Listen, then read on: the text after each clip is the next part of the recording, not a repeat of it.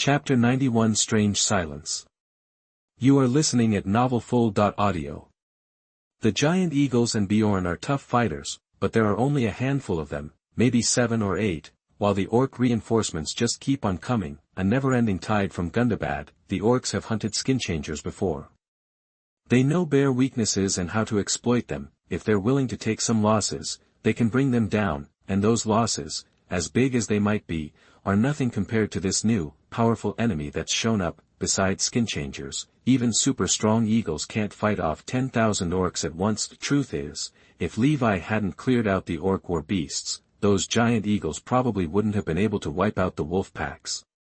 Humans can only do so much, but Levi is a force of nature. Let's go, let's go, let's go. At the base of Raven Ridge, Levi charged ahead, leading the dwarves to clear out the orcs lying in ambush. The path behind him was blocked off, while the orcs were caught off guard by the eagles. Levi seized the chance to block the road to the enemy's command center, cutting off the orc army outside the wall. Now, the orcs outside couldn't get in, and the ones inside couldn't get out. The battlefield was fragmented into smaller, isolated zones, but for the moment, the orcs didn't seem to want to leave. Orcs hiding in the ruins surged out, brandishing machetes and crossbows, attacking all at once. Most of the orcs ambushed here were from the deep pits of Moria.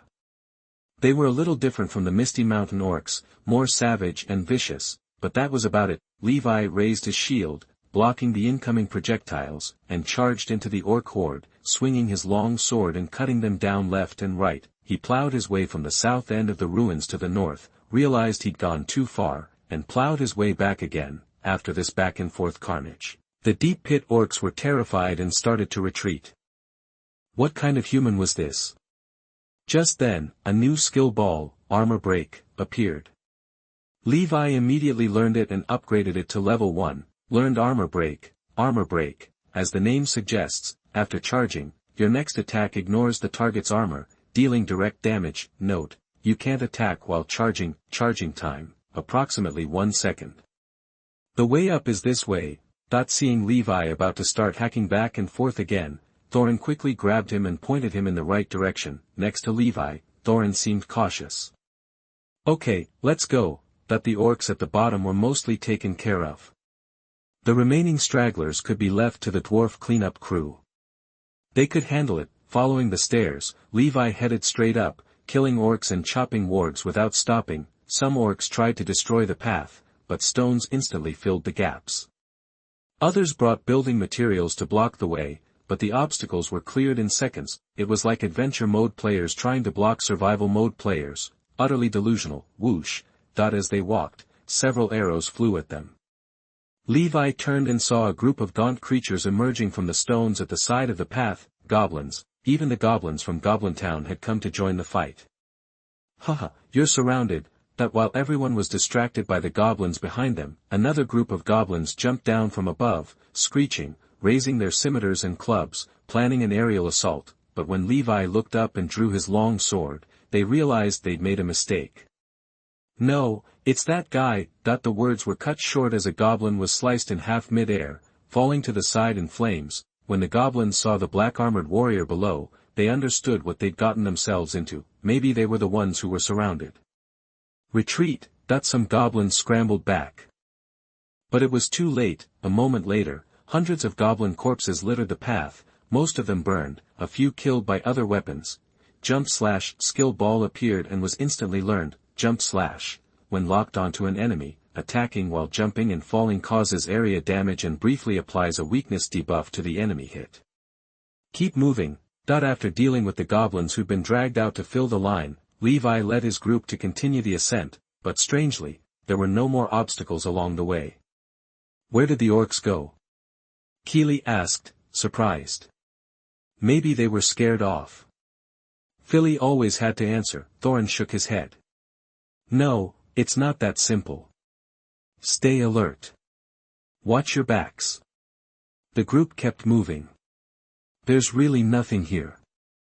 But even when they reached the top of Raven Hill, Levi didn't see another orc. I have a bad feeling about this. Dwalin, who'd been quiet the whole time, said uneasily, it feels like we're being watched by a million eyes, but we can't see anyone. He tightened his grip on his battle axe. What's going on? Let's go up and take a look. Levi wasn't worried. That's the command platform. He approached cautiously, but the place was eerily silent, without a single sign of life, the bats that had darkened the sky, the orc archers surrounding the platform, all gone, as if they'd never been there, only the combined orc command flag stood there. Don't let your guard down. Thorin warned. The pale orc is cunning and cruel. He must have something planned. Whatever it is, bring it on. The dwarves around him were eager to fight. They surrounded Thorin, watching every direction. Levi, what do you think? Thorin asked. Levi, where was he? Click, the sound of a mechanism being triggered caught the dwarves' attention. Buzz, the orc command horn blared, sending out a flag signal. A line of orcs in front of the city wall moved forward and was promptly blown to bits by the archers and ballista crews stationed there. Levi seemed to have discovered something new. Levi, what are you doing? The dwarves turned to look. Shoo, I'm doing research. Snap, snap, snap, the mechanism kept clicking, and the horn sounds and flag signals kept changing. Looking down, he saw orcs moving left, others right, some advancing forward to their doom, and others retreating, colliding with the army behind them. It was chaos. Wolves poured out of the tunnels on both sides, looking around with their mouths open, confused. A troll wandered out of a cave and charged to the left, only to slam headfirst into a rock, standing there scratching his head in confusion. The scene had descended into complete pandemonium. This is fun. Chapter 92 Changes in Circumstances. You are listening at NovelFull.audio. Inside the city, the eagles landed on the ruins of Dale, looking for a place to rest. Radagast and Bjorn hopped off and went straight to Gandalf. You made it. Gandalf greeted them and then acknowledged the eagles. Looks like I'm not too late, given the circumstances. Right on time, Radagast, Bjorn. Gandalf led them to the city wall, gesturing toward the stone barrier Levi had constructed at the mountain's base in the distance. Our plan hit a snag, and your arrival is perfect timing to help us out. Glad to hear it. But things still don't look great. Bjorn, the skin changer, spoke up. Even though Levi and the others had successfully scaled Raven Hill, the army outside hadn't shrunk at all. They were still throwing everything they had at us, like those giant rocks that kept raining down. Any normal wall would have been pulverized by now. Trust Levi, they'll handle it. That human, Bjorn muttered, my gut tells me that if I ever crossed him, I'd better run for the hills. He might be someone we can rely on. Then, as if remembering something, Bjorn said, Radagast, didn't you have some urgent news for Gandalf? Ah, that's right. Radagast smacked his forehead. I wanted to tell you, Gandalf, I saw an orc army marching down from the northern mountains, heading toward Raven Hill. They're targeting another entrance at the summit. That's bad. Gandalf frowned. Thorin and the others are in danger. What about that human? He'll be fine. But he can't watch everyone's back. Gandalf paced back and forth, his gaze fixed on the orc army pinned down below the city walls. He felt helpless. We can provide backup, Bjorn offered. Just then, buzz, the orc command horn blared again, and a column of troops on the left charged forward. Something felt off about this move to Gandalf. Fire, but the defenders weren't about to pass up an opportunity. Whoosh, under a barrage of arrows and firework rockets, the approaching team was quickly decimated. Buzz, the command blared again, and the remaining orcs retreated, colliding with the forces behind them. Then, wargs attacked, snarling at the empty battlefield, followed by trolls slamming into the wall, soldiers wandering aimlessly, and supply lines grinding to a halt. The battlefield erupted in chaos. What are they doing? Everyone on the wall was baffled.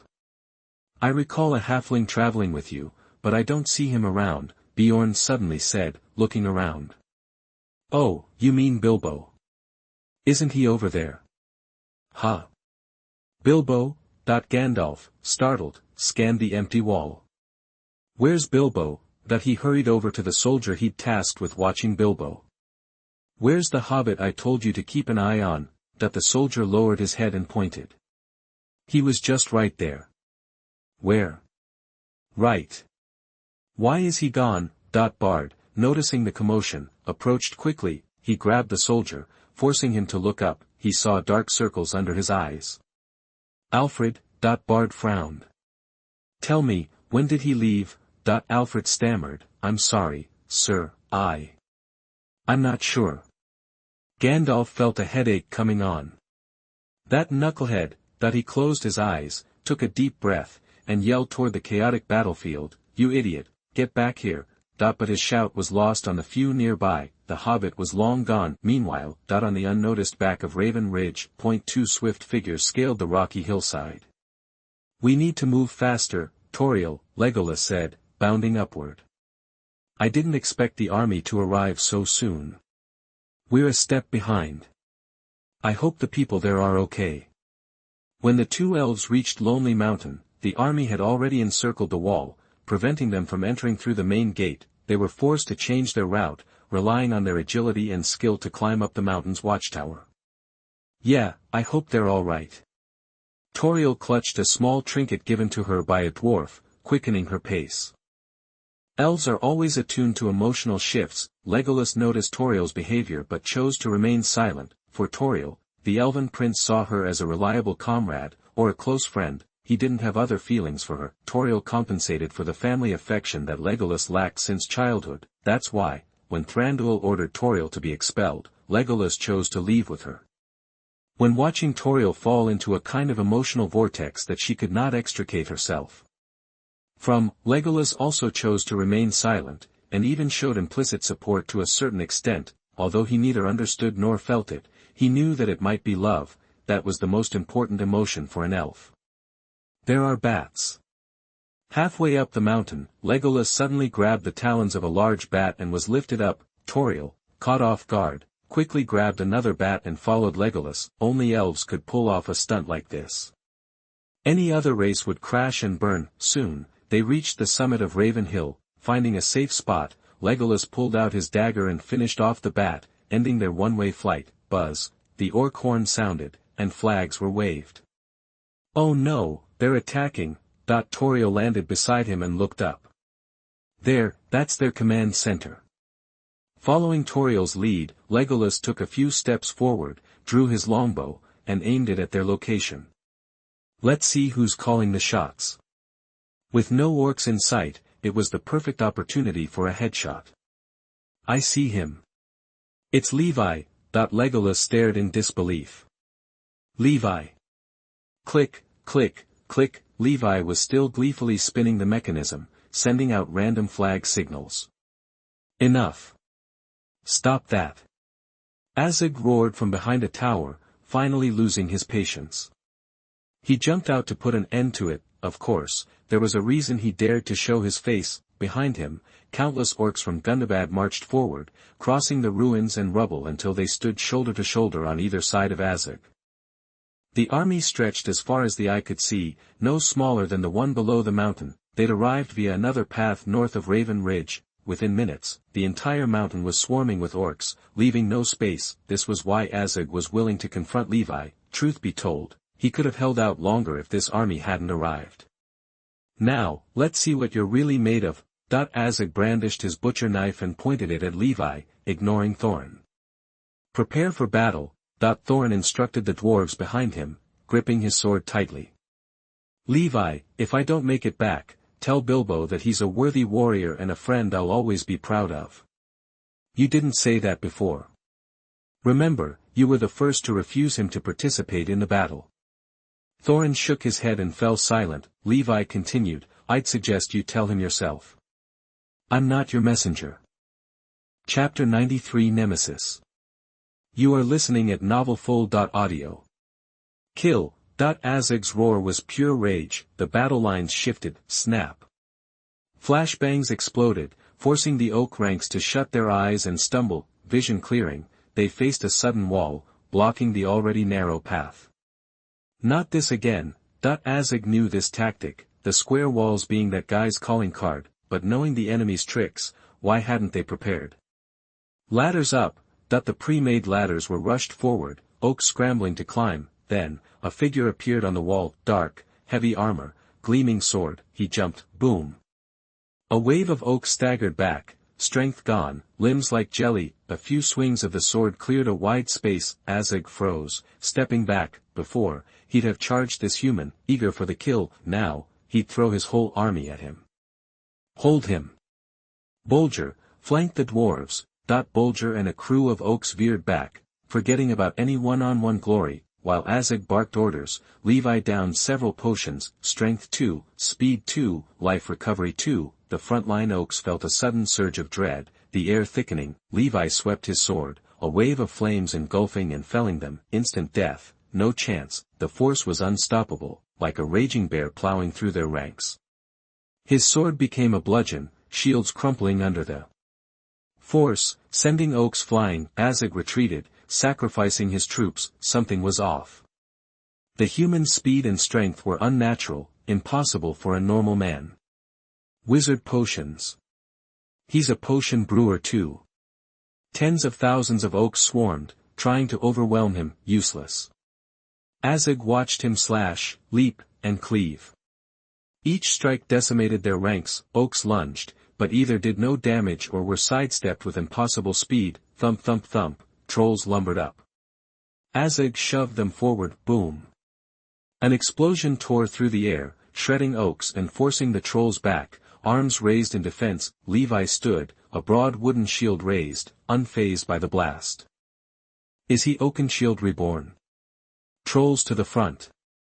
Surround him. Azog was desperate, throwing everything he had. The trolls, clubs raised, shoved through the Oak lines, ready to smash, snap. A flashbang blinded the trolls, sending them swinging wildly. A round pearl flew from the chaos, snagging Azog's attention. What the? It landed at his feet, purple particles swirled, and a nightmare materialized, sword swinging, clang. Azog barely blocked with his modified weapon, the force staggering him. Snap, hiss. TNT sticks were lit and dropped. Levi raised his shield. Azog, familiar with their power, scrambled aside, still rocked by the blast. Stop him. Azog grabbed his hammer, the trolls closing in. The pale orc, worthy of being called the most powerful Oak leader, still pushed forward despite everything. Leading a troll team, he was still considered brave. Interesting. Boom. A troll's club, wider than a man's torso, crashed down but was deflected, the troll stumbling back. Azog retreated again. Levi threw another pearl, teleporting, sword raised. Azog barely got his shield up, the blow sending him skidding. Ha! He smirked, boom. The watchtower collapsed, a troll caught beneath the falling stonework, tons of debris rained down, engulfing Levi. The Oak leader knew a thing or two about terrain kills, they were forced to snap. Levi emerged, kicking away the rubble, untouched. The impact was nothing compared to the stones flung by the slingers. Arg! Azog charged, hammer raised, but was driven back again and again, boom. Finally, he connected, his hammer slamming into Levi's breastplate, sparks flying. The human didn't even flinch. Azog looked up at Levi's smiling face. Why won't you die? It is your destiny, Azog. Swish, blood splattered, the pale body hit the ground, flames erupting. Azog writhed, but couldn't escape the fire's embrace. His eyes, filled with disbelief, burned until the end. This wasn't just a casualty of war. Azog, killed in action. The orcs, witnessing their leader's death, panicked. Levi looked at them, and they scattered, abandoning everything. The trolls scratched their heads, realization dawning, then let out a roar and chased after the fleeing orcs. Reputation plummeted, a new alert flashing. Reputation with orcs of the Misty Mountains, minus 5,873, great enemy. Obtained title, occulter. Since the Third Age, only one figure in Middle-earth was called the Great Enemy by the Free Peoples. Sauron, creatures called the Nemesis of a certain race are rare. There is the Balrog, deep under Moria, Durin's bane because it destroyed dwarf homes and killed dwarf kings. Elves call it the Elf Nemesis for the many elves it killed in the First Age. Finally, there is the Ring of Destiny, which is also the Nemesis of Isildur. The term Nemesis is a curse of death, destruction, and fear, whether enemy or nemesis, has always been used to describe powerful evil forces, and now, a great enemy and nemesis has arrived in Middle-earth to strike fear in the hearts of evil. He shook the world with real killings and achievements. Chapter 94, Continuous Killing. You are listening at NovelFull.audio. Thorin's sword made quick work of the orc, separating head from body. The dwarves formed a tight circle around him, fending off the onrushing orcs. Head down. The chariot teams guarding the passage. We'll meet them and break through. Might be too late, Thorin. More orcs are flanking us. Dwalin looked around, his anxiety clear. Orcs swarmed the road, cutting off any escape. Unseen, high above, Borg quietly knocked an arrow and aimed at Thorin. Whoosh *. The faint hiss of air being sliced alerted Thorin, and he snapped his head up. Clang. A dagger appeared out of nowhere, deflecting the deadly arrow. Who's there? Borg glanced up to see an elf on a tower, already drawing another bead on him. Snap. Borg's cleaver smashed the second arrow mid-flight. He glared at the elf and decided to fall back for now. Both shots had missed their marks. Consider your life spared, dwarf, Legolas called out with a touch of arrogance. Thorin retrieved the elven dagger from the ground, his gaze fixed on the tower. Then, without warning, he hurled the dagger at Legolas. Thunk. The dagger grazed past Legolas, taking out an orc lurking behind him. Return to sender. With emphasis, Legolas yanked the dagger from the dead orc's neck, took a breath, and descended from the tower. The orcs pressed their attack with renewed ferocity. The dwarves, seasoned warriors though they were being overwhelmed. Even with their brave king, they were outnumbered and tiring fast. Keely, the youngest dwarf, was the first to falter. An orc knocked his sword flying, and prepared to strike. Get down! A voice shouted. Thunk. An elven longsword appeared, piercing the orc through the chest. Keely grabbed the hilt, looked up. Toriel. A second wind surged through him. Toriel landed gracefully, twin daggers drawn, and leaped into the fray. Her skill and daring inspired the dwarves and relieved some of the relentless pressure. Dwalin swung his axe. Not gonna be shown up by some pointy ears. Where's their leader? Thorin suddenly asked, realizing something.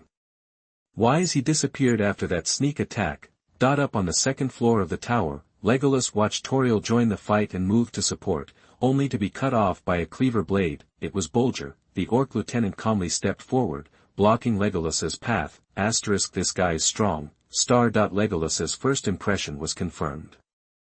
Bolger towered over him, a mass of muscle, easily a giant by orc standards, but Legolas was an elf trained in countless martial arts.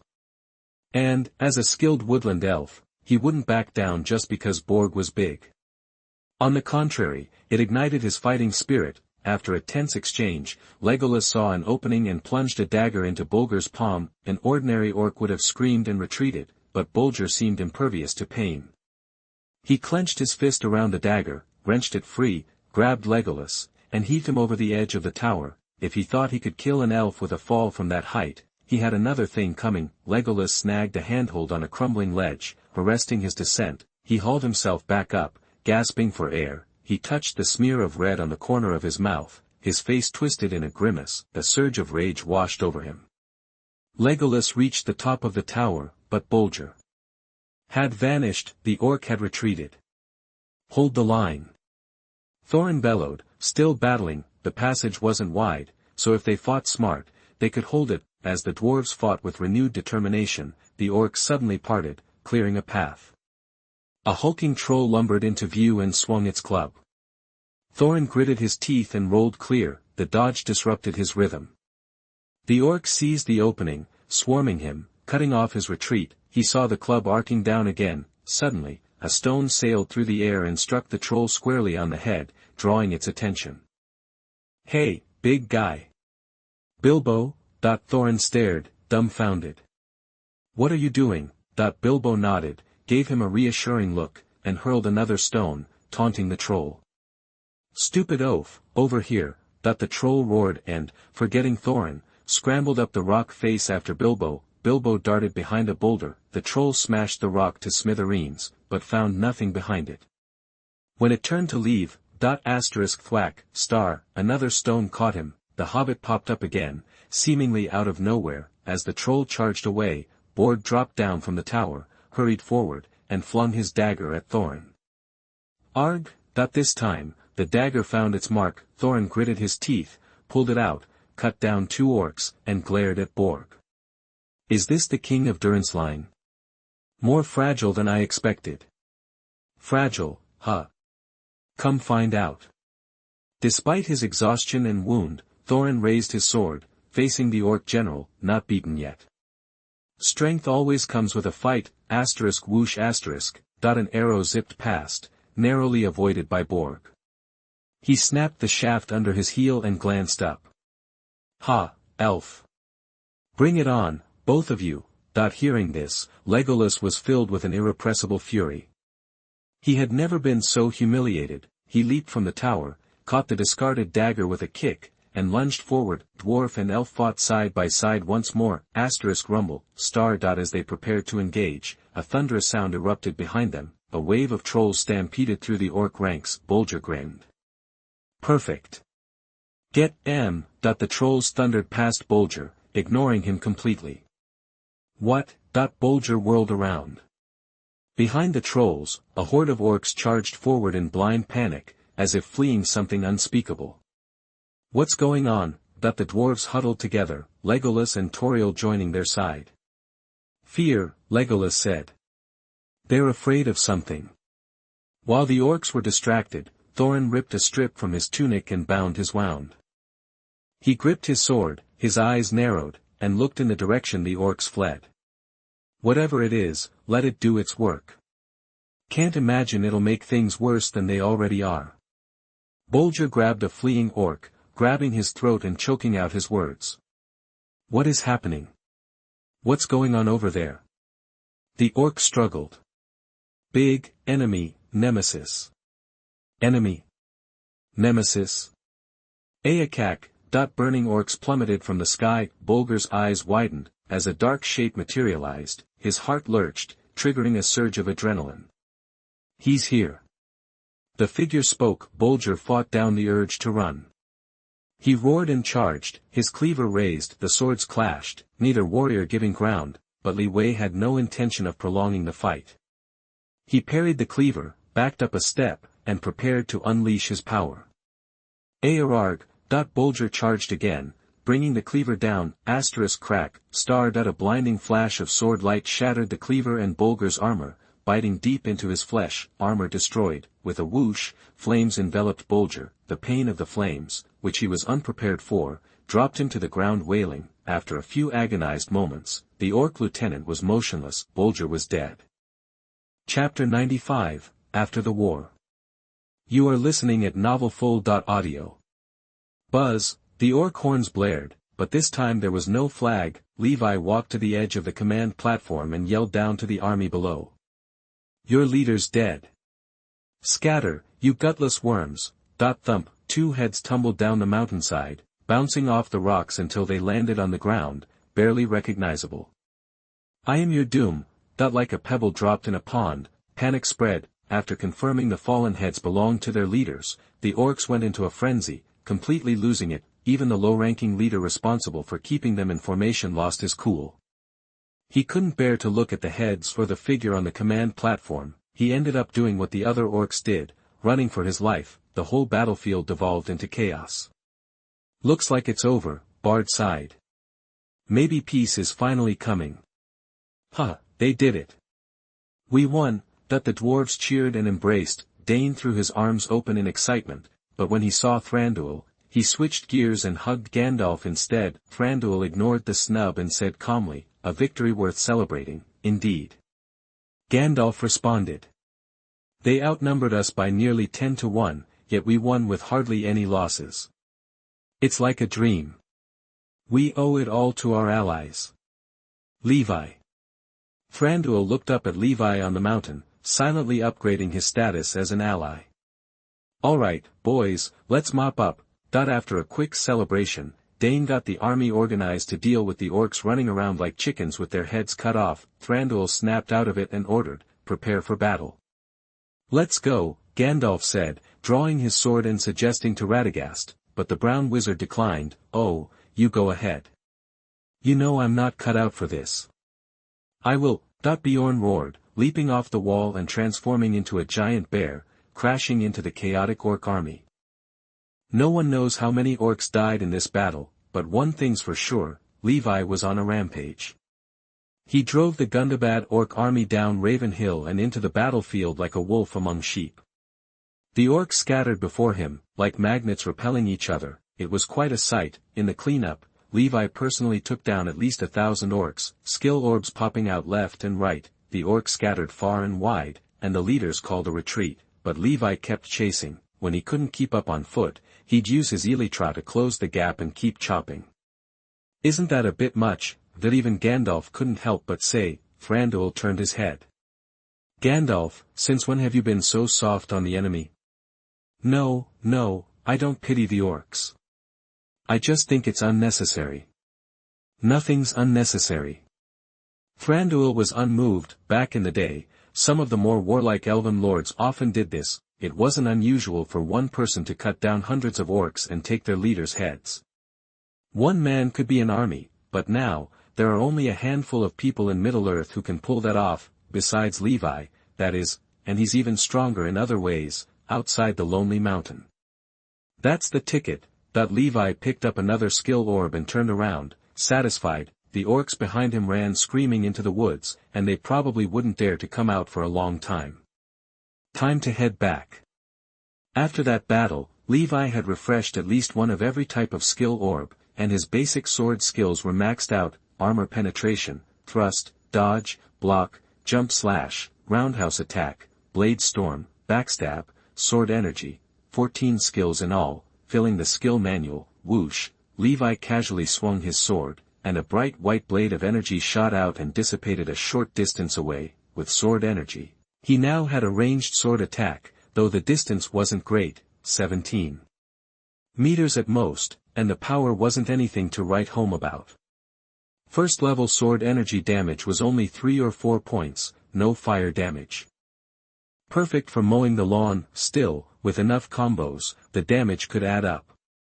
After 7 combos, a sword energy attack could deal 10 points of damage. Another firework sound scared the orcs in the forest, but this time no one fell. Levi ended his pursuit and returned to the Lonely Mountain. In the valley, the elves had dropped their guard, finding places to sit and chat, discussing everything and nothing.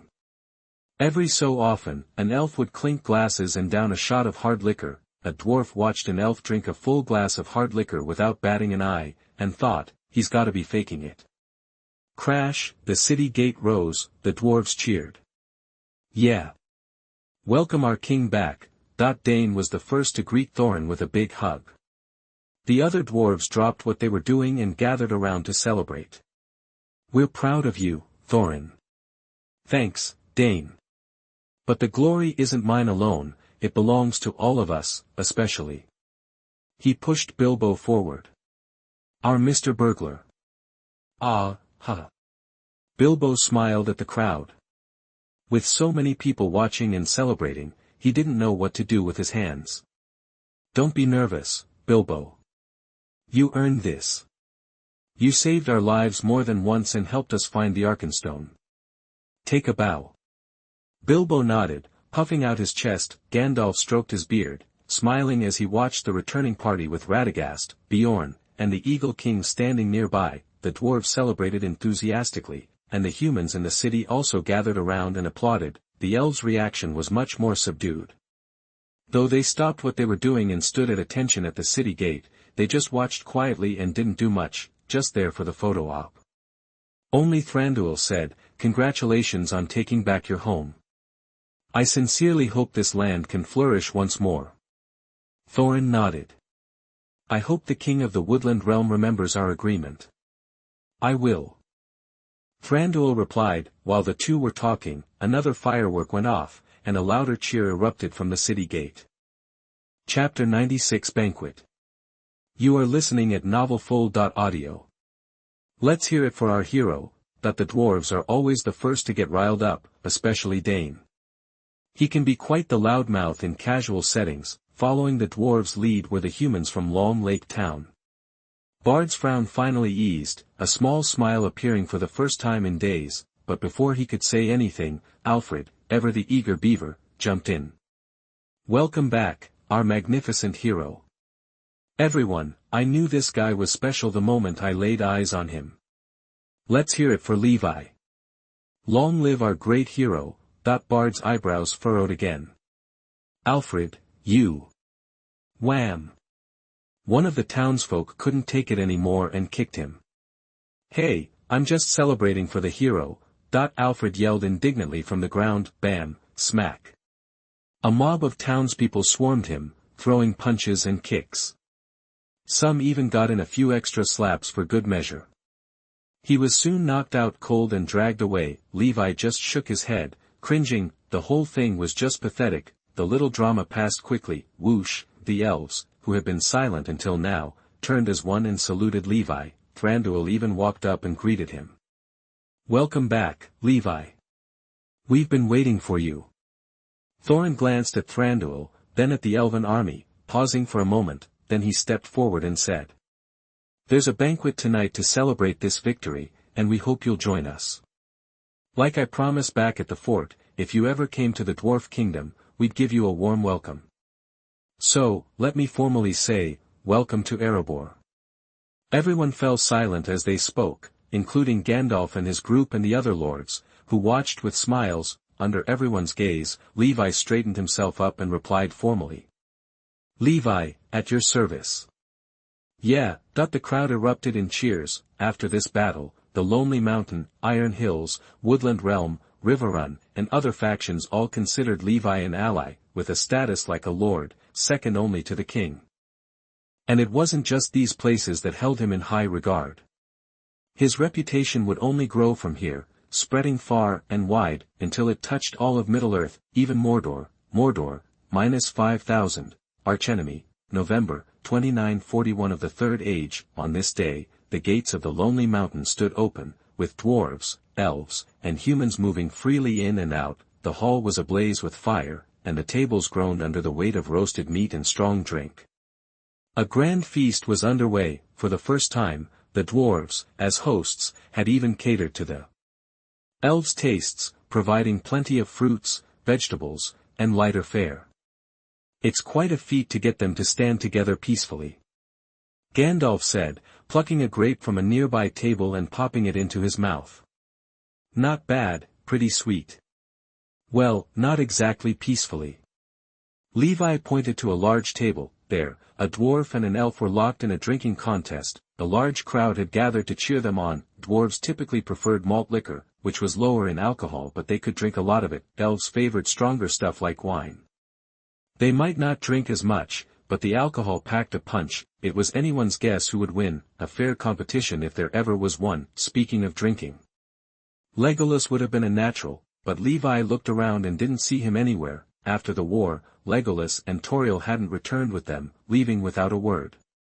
Nobody knew where they'd gone. The kid was clearly avoiding his old man. After munching on some fruit and saying hello to Levi, Gandalf took off, disappearing on some errand known only to himself. Seeing that there wasn't much else to do, Levi found a table and settled in, grabbing a few pieces of the dwarves' special roast meat to fill his stomach. As he ate, a group of dwarves came over and sat down across from him.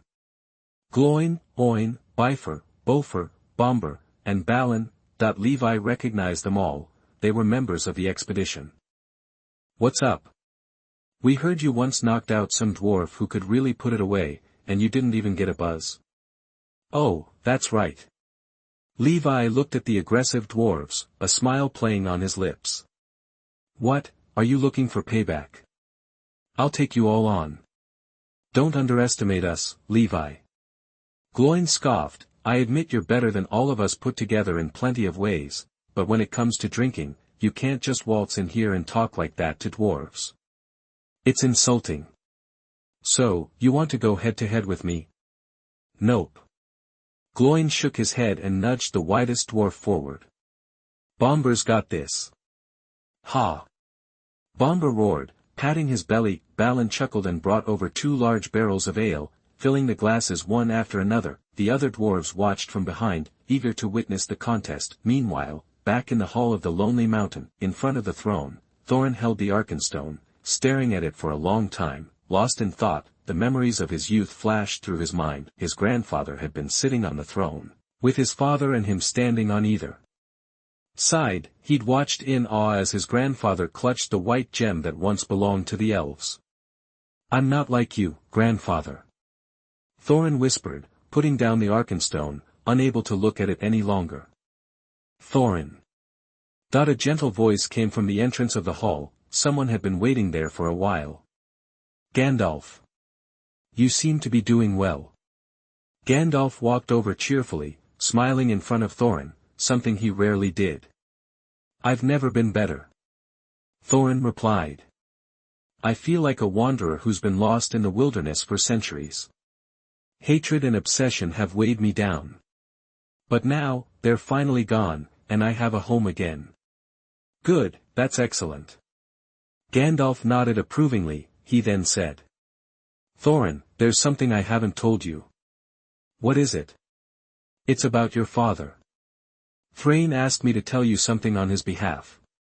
He said he always loved you, Thorin." Thorin's breath hitched, and a lump formed in his throat. He closed his eyes, took a deep breath, and said in a slightly hoarse voice, "I see. Thank you, Gandalf." Chapter 97 Returning Home. You are listening at NovelFull.audio. When Thorin and Gandalf got back to the banquet hall, the party was already in full swing. Dwarves and elves were hammered, some passed out on the tables, others asleep on the floor, clutching their wine glasses. The two groups had been going at it since the beginning, and the one still standing kept the drinks coming. The townspeople from Dale were caught up in the frenzy, hanging around and adding to the chaos. Some were playing random tunes on instruments, and when the music got a little dull, people started banging on the tables, clapping, and stomping to spice things up. It was a wild scene, but the first thing that grabbed Thorin and Gandalf's attention was a big table nearby. Burp. "This drink, to victory." "That's the 5th time you've toasted victory, Gloin." Levi clinked glasses with him and chugged a full glass of wine. Gloin raised his glass, took a few deep breaths, but couldn't bring himself to drink. Levi didn't let up. "Hey, Gloin, you raising fish in that cup or something? Leave that much in there, they'll drown." You're insulting me." Gloin exploded, threw back his head, and drained the glass. Then, thump, he couldn't stay upright anymore. His eyes rolled back, and he slid under the table, wine dribbling from his mouth. "You're next, Balin." Levi refilled a glass and pointed it at the only dwarf still standing, old Balin. Everyone else had already gone down like Gloin, passed out cold. The no mercy smack talk from earlier was completely forgotten. No, I'm good. Gotta run. Got stuff to do." Balin waved his hands frantically. He finally understood how the orcs felt facing Levi. It was a bone-deep despair that you couldn't escape. Looks like you guys are having a blast." Gandalf sat down, grabbed a glass, clinked it against Levi's, and finished it in one go. Thorin sat too, picked up his own glass, and did the same. "Guess the rumors are true. Your alcohol tolerance is just like your strength, bottomless." He downed his wine. Levi, of course, had a glass as well. "I don't feel anything, but they look pretty sleepy." Thorin looked over at Balin, who was forcing a smile. "Yeah, good stuff." Balin made a mental note to never let those passed-out dwarves hear that comment, or they'd be sulking for weeks. After Levi had outdrunk the toughest dwarves, a notification popped up, Durin Dwarf Reputation plus 100. Levi barely noticed. With his current reputation, those 100 points were nothing. If he wanted, he could probably ask Thorin for a lordship and nobody would bat an eye. Same went for the elves. And as for Lake Town or Dale, Levi was basically the local hero there. The bards were already writing songs about him. Inside the hall, the party raged.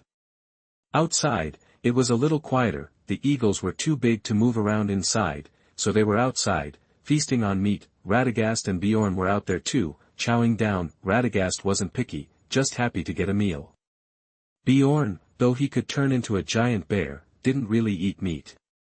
His house was full of berries, honey, bread, and vegetables. The Eagle King was originally planning to head back after the battle, but Thorin asked him and the eagles to stick around for a few more days. They didn't have anything better to do, and the food was good, so they agreed. Bjorn stayed too. I bet he wants to thank you, Radagast guessed. Peace is thanks enough, Bjorn replied. A lot of people felt that way. Meanwhile, back in River Valley City, everyone was in the hall, feasting. It was quiet and deserted. Legolas stood alone on the city wall, staring at the battlefield, lost in thought. He turned to head back down when a figure stopped him. It was Thranduil. He looked at Legolas, relieved, his eyes brighter than before. Father and son stared at each other for a moment. I can't go back, Legolas finally said, basically exiling himself. Where will you go? I don't know. Go west, over the misty mountains. There's a town there, Levi's territory. Thranduil said, a hint of something in his voice. Things are changing there. You should see it. His prophetic powers flickered. After that, find the Dunedain in the north. Learn about them. Until their leader returns. Legolas nodded silently, then turned to leave. He took a few steps when Thranduil called out, a little awkwardly, Legolas. Legolas stopped. Thranduil looked at his back. Your mother always loved you. More than anything. More than life. Me too. He didn't say the last part, but it didn't need saying. Legolas lowered his head, turned slightly, and gave a formal elven salute, hand to chest, extended to Thranduil. Thranduil quickly mirrored the gesture. It was the elven way of saying I hug you.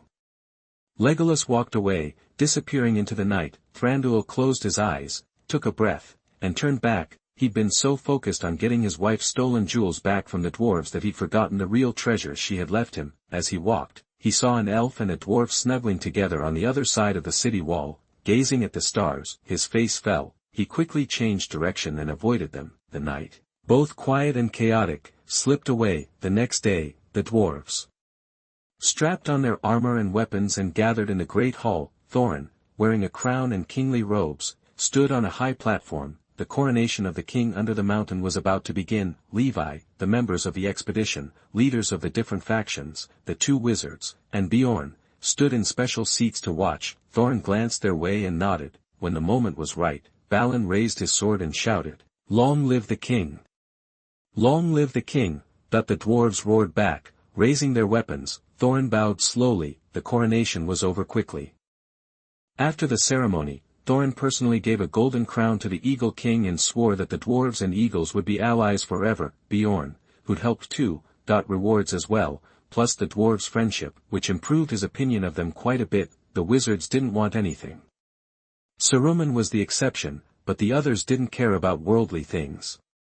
Peace was the best reward. Then, Thorin and Thranduil met in front of the throne. Thorin had Keely bring a box from the vault and gave it to Thranduil. Inside were jewels, sparkling like stars. This time, the dwarves didn't hold back. After all these years, Thranduil finally had his wife's star-like gem. The feud between the dwarves and elves was, for now, over. Meanwhile, in the cellar, Levi was stretching and wandering around. He'd just helped the dwarves repair the damage and reopen the blocked tunnels, restoring the lonely mountain to its former glory. As he walked, he saw Bilbo sitting on the steps, staring at the piles of treasure. Looking dazed. So much treasure. I honestly don't know what to do with it. Bilbo looked at the mountains of gold, looking worried. If anyone heard you say that, they'd be green with envy. Levi walked over and stood next to him, thinking about how to use the treasure. 1/15, even that was enough to fill multiple backpacks if you melted it into gold bars. It was enough to achieve financial freedom, for the moment. It would fill 10 of my houses. I don't want my house filled with gold. Bilbo shook his head. Hey, Levi, he said suddenly, you could use the gold, right? Your golden apples, you use gold to make them. You need it. You're right. The more gold, the better, for the things I need to do. Then take it. Bilbo said casually, I'll just take enough for me, and you can have the rest. You need it more, and it's more useful in your hands. The hobbit just handed over a fortune that could buy who knows how many shires. Levi smiled. Then I'll take it, Bilbo. Come by the roadside fort more often. The door's always open. And here, take these. Have one if you're feeling down. Levi whipped up a bunch of golden apples on the spot, piled them in a sack, and gave them to Bilbo. Bilbo started to speak, then stopped. He realized that Levi could mass-produce them. Since Bilbo couldn't carry the golden apples, Levi put them in his backpack to carry for the hobbit. That was that. After saying goodbye, Thranduil and the elf army went back to Mirkwood. The Eagle King flew back with Radagast and Beorn.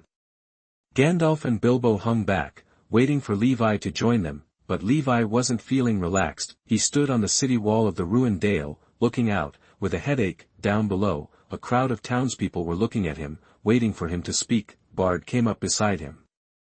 The townspeople are waiting for your orders. You're basically the lord here.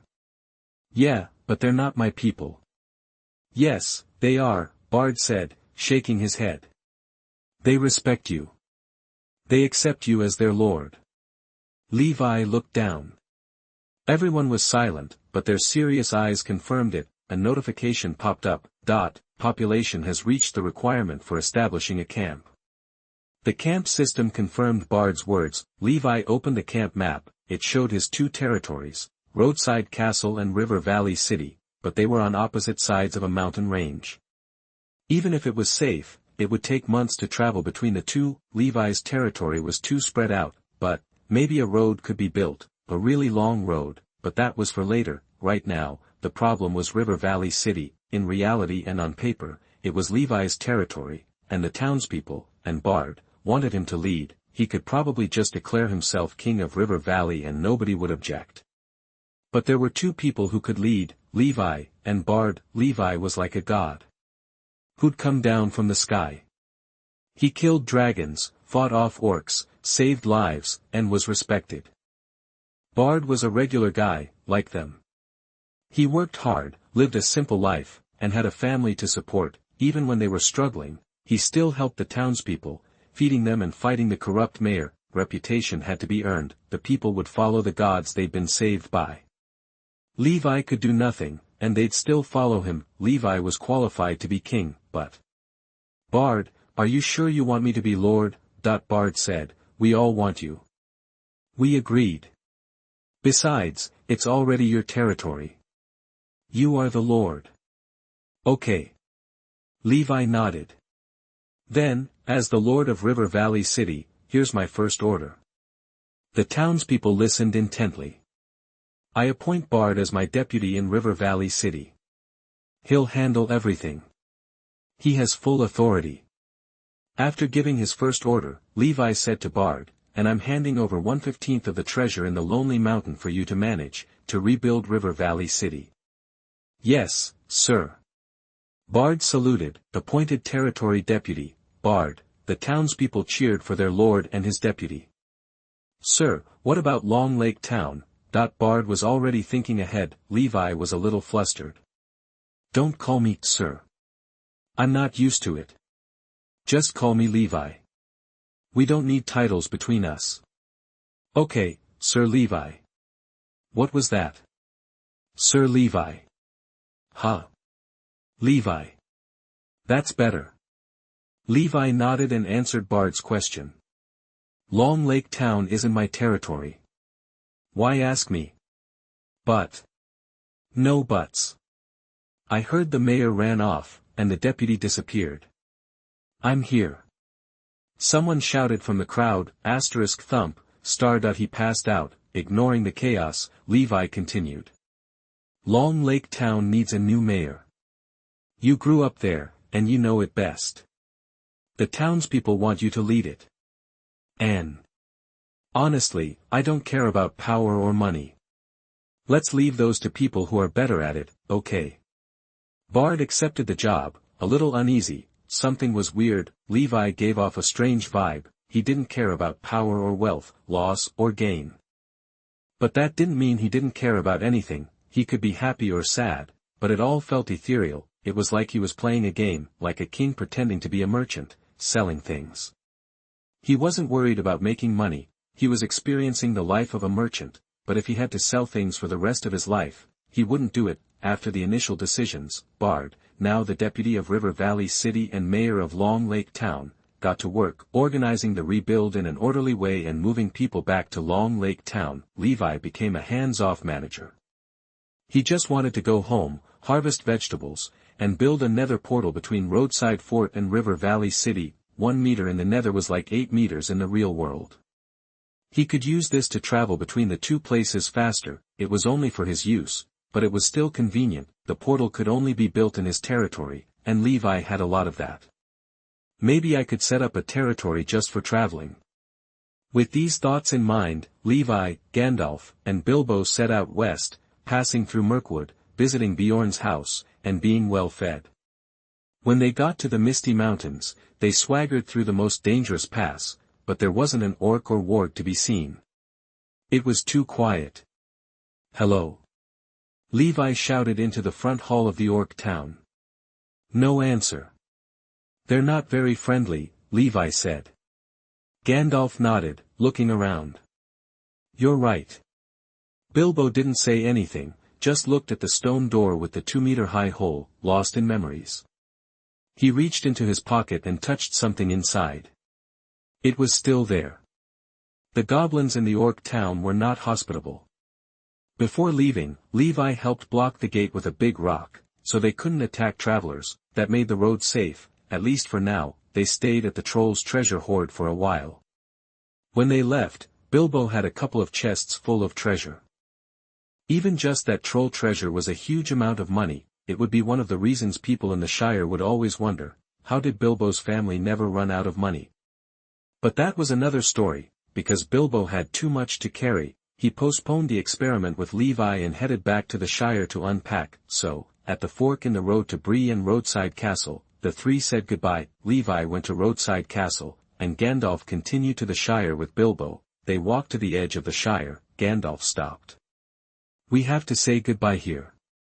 "That's a shame." Bilbo said, "I like traveling with you. You and Levi always bring me good luck."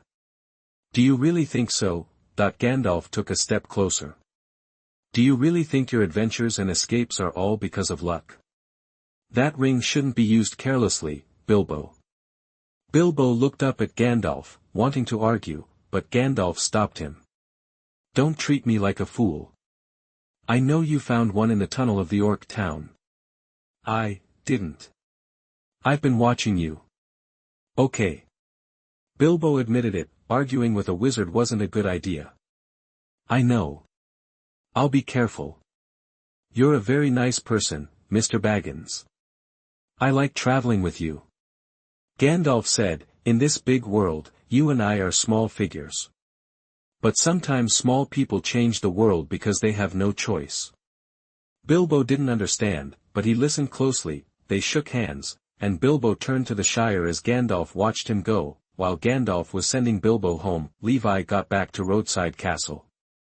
After being gone for half a year, he noticed some changes. In the open space near the walls were some tents, with people living in them. He was curious. "Hey, you guys. What are you doing?" Levi went over to ask. The people in the tents were startled.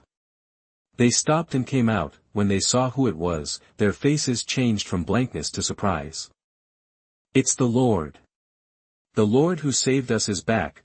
Thanks to Inuit Sanglang for the 500-point reward, Yan for the 500-point reward, Zayok Saikshahaksing for the 500-point reward, XXGGXX for the 100-point reward, and everyone who voted. 3in16K. Chapter 98 Camp Establishment. You are listening at novelfull.audio. There was a desolate wasteland surrounding the solitary mountain. It was devoid of life, littered with charred tree stumps and barren land. According to old tales, this place was once a lush, vibrant field, until the arrival of a wicked dragon. Its flames consumed the green landscape, forever altering the terrain. Ever since, the area had been known as the Smog Wasteland. "Help, somebody. Is anyone out there?" In the middle of this desolate landscape, a portly man lay on the ground, gasping for air, crawling forward inch by inch. It was the former mayor of Long Lake Town. "Please, anyone, give me water, food, and I'll give you all the treasures I have. I'll give you half. Is there anyone? The mayor continued shouting, but the only response was the occasional chilling breeze. Arg! But with his last ounce of strength, he let out a desperate roar. The former mayor and his treasures would remain in this wasteland forever. He perished in the agony of starvation, quietly and unnoticed. When he decided to abandon his townspeople, wasn't he also abandoning himself? No one cared about the former mayor. He was long forgotten. Meanwhile, in front of the wall of a roadside fort, Levi scratched his head, looking at the group of refugees before him. I've been out for a while. Looks like you've been here a good spell. Yes, sir. We arrived at the beginning of autumn, an old man said, stepping forward. The misty mountains are too treacherous. We dared not brave the pass, and had to take the long way around. You look familiar. If I remember right, you're their village elder, ain't ya? That's me, the old village elder replied. Levi glanced behind him. I seem to recall there being more than this in your village. Where's the rest of them? They moved on. The village elder replied, we passed by many decent villages and towns. Some didn't want to walk so far, and left the group to settle down. The rest of them, they'd rather leave those places and come here. All right. Levi nodded. Since I pointed the way, and you found this place according to my directions, then you're welcome to join Roadside Castle. The crowd erupted in cheers, chanting the name of the Lord of Roadside Castle. Follow me. Led by Levi, the group walked toward the city gate. The old village elder wanted to warn Levi that the place looked deserted, and the city gate didn't seem to be designed to open, but then he figured this was someone else's territory, and maybe he just didn't know any better, so he kept his mouth shut. Click, star, Levi pulled a lever and opened the iron door on the side. Come on in. A mechanism. Well, that's understandable. Lots of towns have traps on their gates, but as the refugees gradually entered the city, someone couldn't help but exclaim. I've never seen a place so beautiful. The village elder shook his head, sighing. He'd lived in the river valley his whole life, never traveled far. The most beautiful thing he'd ever seen was the river reflecting the red glow of the sunset. He'd never seen anything like this. On the outside, there were only cold, smooth walls. The tall, endless walls hid everything within, keeping it from outside eyes, but once you were inside, you found warmth and something like a dream. Yes, a dream. Neat paths, lights that never went out, bright flowers and crystal-clear pools, beautiful houses everywhere, and a big castle in the middle. There were livestock in the pens, but they didn't need tending. Lush crops were planted in rows, as if they'd never wither. It was a huge city, but there wasn't a soul in sight. Only tall, friendly iron golems, handing out flowers as people walked by. The little girl in her mother's arms reached out for a flower, held it up happily, and said, Mom, is this the castle in the story you told me? No, honey. She kissed the girl's forehead and said, Mom couldn't make up a story this good. What should we do, sir? The old village elder looked a little lost. The place was too nice, it was almost unreal. He asked cautiously, can we really live here? Houses are built for people to live in. Levi turned and said, this is where you'll be living from now on. But that only made the refugees feel more uneasy. Finally, the village elder spoke up again, Sir, I'd like to know what we can do. Most of them were farmers who only knew how to till the land, but judging by the looks of this place, it didn't seem like they needed to do any work at all. Those iron golems, for instance, looked stronger than 10 people combined. They could definitely harvest wheat or carry things better than they could. The old village elder couldn't figure out what they could possibly do if they stayed here. Just sit around eating all day? People have to earn their keep. Well. Levi realized the problem. Yeah, what can they do? I don't need anything here. Should I just let them be idle for life?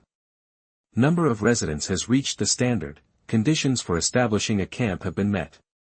Levi opened the camp system, and that was the only thing he saw. Looks like some functions would only unlock once the camp was established, but one thing about establishing the camp had always bothered Levi, so much so that he'd been dragging his feet on it. The name of the camp. He was having a total mental block. the first territory was called Roadside Castle because it was built on the roadside, and the second, River Valley City, was an existing name.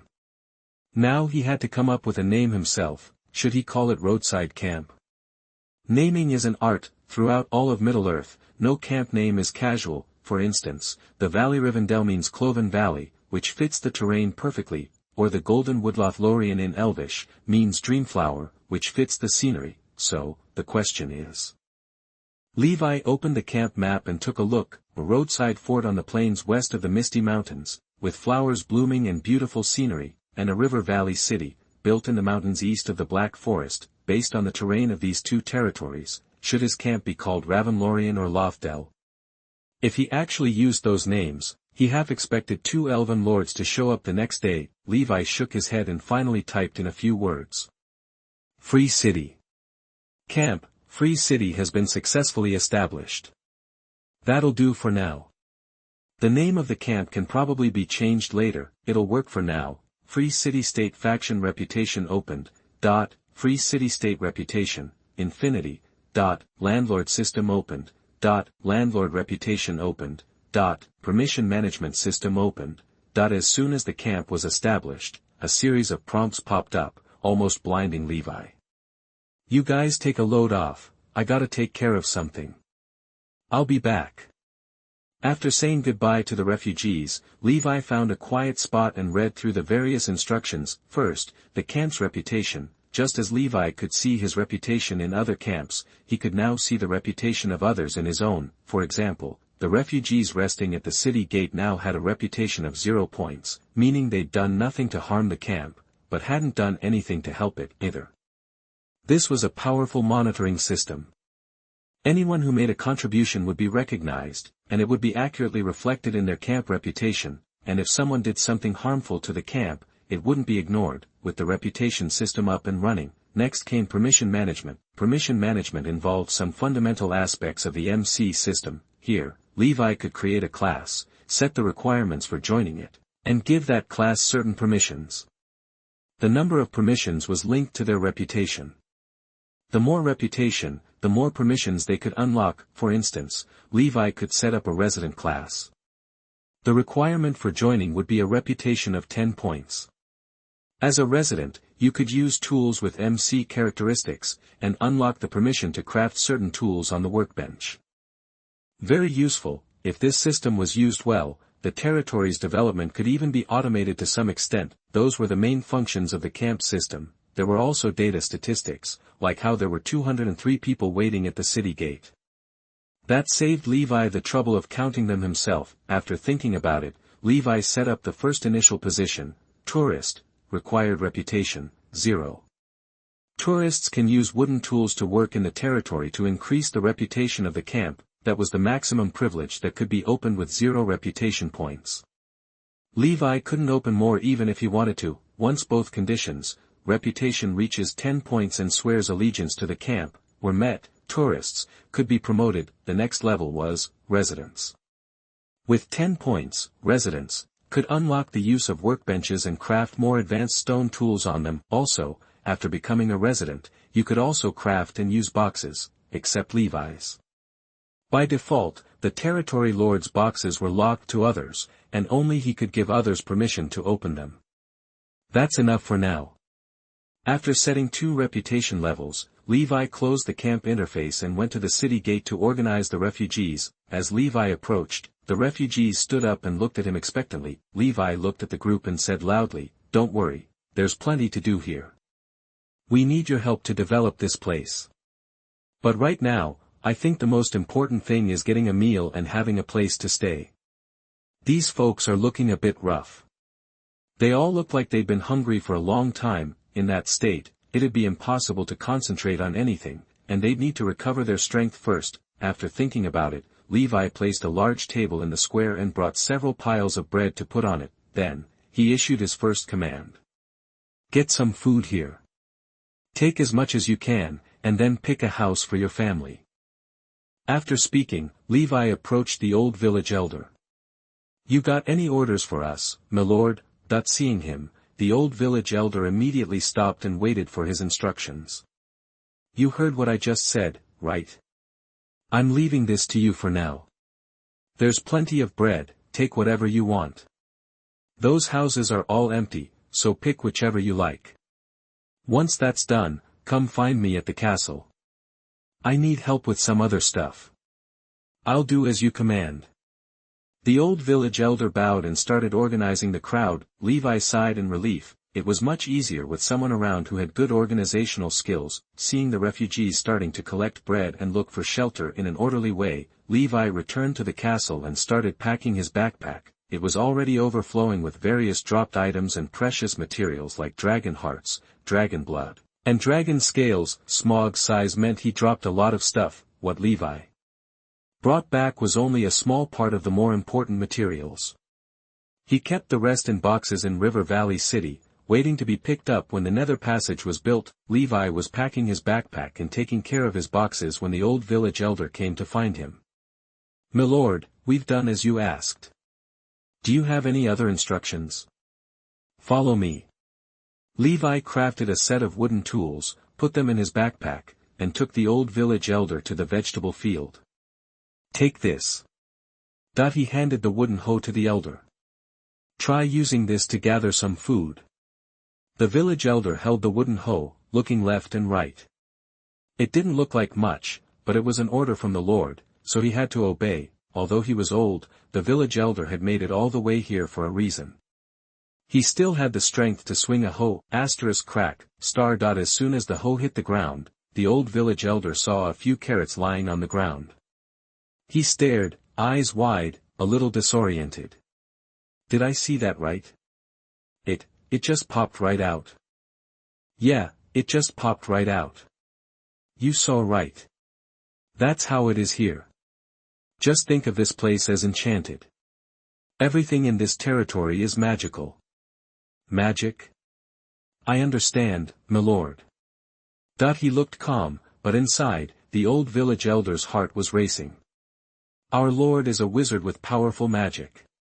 This day was full of hope. They'd crossed swamps and wastelands, overcoming obstacles and temptations to come here unswervingly, not just to find a lord they could rely on. Clearly, they'd made the right choice. There were a few powerful lords in this world who could use magic, but most of them were elves. The rest were either related to elves or buried in history. For example, the Ringwraiths.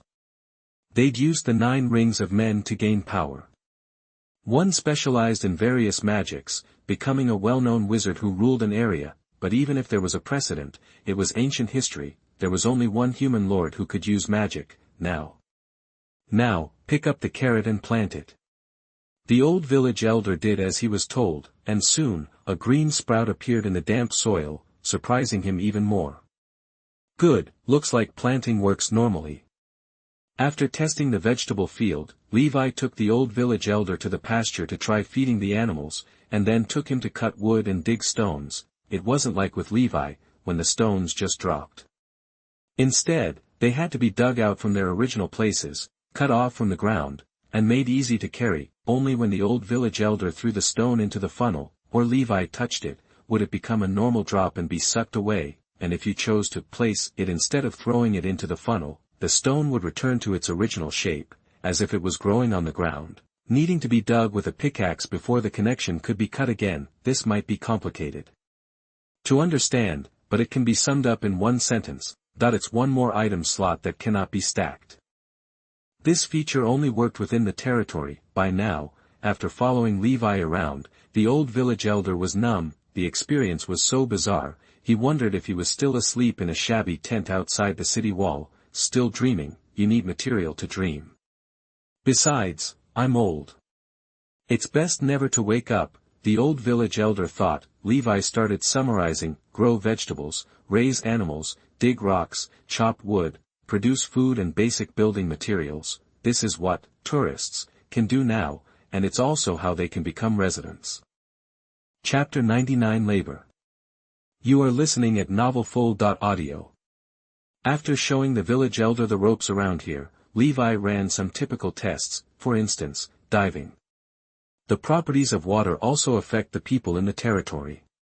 They're all considered entities and, to some extent, reflect Levi's own characteristics. Basically, it's not that they're copying him, but that he influences them. After wrapping up the little experiments and job training for the moment, Levi told the old guy. If you want to stick around, you gotta hit resident status within a year. Once you're a resident, you can make this tool yourself. The village elder's face got serious. You mean, if we become residents, we can use this magic to make tools too? He put his own spin on Levi's words. You could say that. Levi wasn't about to correct him. Close enough. By the way, as my people, you'll never go hungry or be homeless, but you do have to put in some work every day. Kids, residents, and those below that level need to work at least 6 hours a day. Which, you probably don't know what that means. Think of it as roughly half a day. That's it. The old village elder frowned a little, not complaining, just surprised. You're too generous. This lord not only took them in, giving them food and a roof, but was willing to share his magic, and all he asked for was work, easy work, at that. It was almost too good to be true, 6 hours, or half a day, according to the lord. Back home, most villagers worked their entire lives, sunrise to sunset. Eating and resting happened on the job. The idea of working a set time each day and then being done was unheard of. This whole territory management thing was completely new to him. I know it might sound boring, but if you want to stay, it's gotta happen. Once you get above resident, you can cut back on the hours. Levi went on, anyone who doesn't like it is free to leave anytime. But keep in mind, once you're out, you're no longer a resident and can't use anything here. No way I'm leaving, not until I'm dead. The old village elder swore right then and there, I'm willing to join the free city-state and do everything I can to help this territory grow, right up to the end. Hold on a sec. Levi held up a hand. I'm not forcing anyone into a specific job. You can pick whatever you're interested in for your daily work. As you earn more rep, you can take on more jobs, and unlock more stuff to build, just like me. Levi whipped up a wooden hoe right there to show him. I think I get it. The old village elder's wheels were turning. You're saying if we do some simple work every day, we can slowly learn more magic and use it to do more things. And we can even use that magic to do what we want to do. Yeah, sure, that's pretty much it. The old village elder was good at getting to the point and putting things into his own words. Levi decided not to bog him down with jargon he wouldn't get anyway. As long as he understood the basics, after going over the key points again and making sure the old village elder was up to speed, Levi gave him his next task. I've given you the basics. Now you explain it to the others. That counts as contributing to the territory, and it'll get you some rep. Got it, sir. The old village elder took the order and hurried off. He gathered the villagers, scratched that, territory residents, and, following Levi's instructions, explained how things worked here. He showed them how to toss stuff in the hopper, breed animals, plant trees, pick apples, and all that. Then he explained the promotion system to the territory residents. The Lord has some kind of magic that lets him see how much we're helping out the territory. If we contribute enough, we can even use the magic he's sharing. Whoa! The territory residents exclaimed, taking a moment to process it all. Once they understood what the old village elder was saying, some people immediately rolled up their sleeves, ready to grab tools and get to work. Every contribution counts and gets noticed. No more having your credit stolen or your good deeds going unacknowledged. The Lord sees everything clearly. Work hard, contribute, and you can steadily climb the ranks. You can even learn magic and use it to do what you want. This wasn't some empty promise, it was right there, ready and waiting. Meet the requirements, get the reward. Simple as that. Some of the more ambitious folks were already getting ideas, while most of the others just breathed a sigh of relief. For most of them, having been wanderers and starved half to death, a safe, stable, livable place to call home was the ultimate win. As long as they could make a living and feed their families, they were happy. Everything else was just extra, for now, anyway. Right now, they just wanted to live a quiet life first and think about the rest later. Half a day's work wasn't much, especially compared to how they used to live. It was so easy that many of them felt like they were living the high life. They could do this forever, but that idea would slowly change as they got used to having their basic needs met. Once people have enough stuff, they start wanting something more. When you're staring death in the face, all you want is to survive. When you're starving, you'll kill for a crust of bread or a rotten leaf of lettuce. But when you have all the bread and lettuce you can eat, you start wanting something better. The goalposts shift. As the residents lived in the territory longer and recovered a little, they'd gradually start wanting more out of life, and by then, even if there weren't any work requirements, you'd probably see a whole lot of people volunteering to work and create something they could be proud of. Chapter 100 Residents' Problems. You are listening at NovelFull.audio. The old village chief wrapped up his explanation quickly. He was a natural for the job, unlike the corrupt mayor of Changhu Town, who'd weaseled his way into power by playing on people's emotions. This guy was elected by the people and seemed like he could actually lead. Levi hadn't said anything, but he was keeping an eye on things, making sure the villagers didn't do anything dumb. Honestly, though, even without him watching, these folks wouldn't dare pull any sneaky stuff. Their lord's reputation preceded him.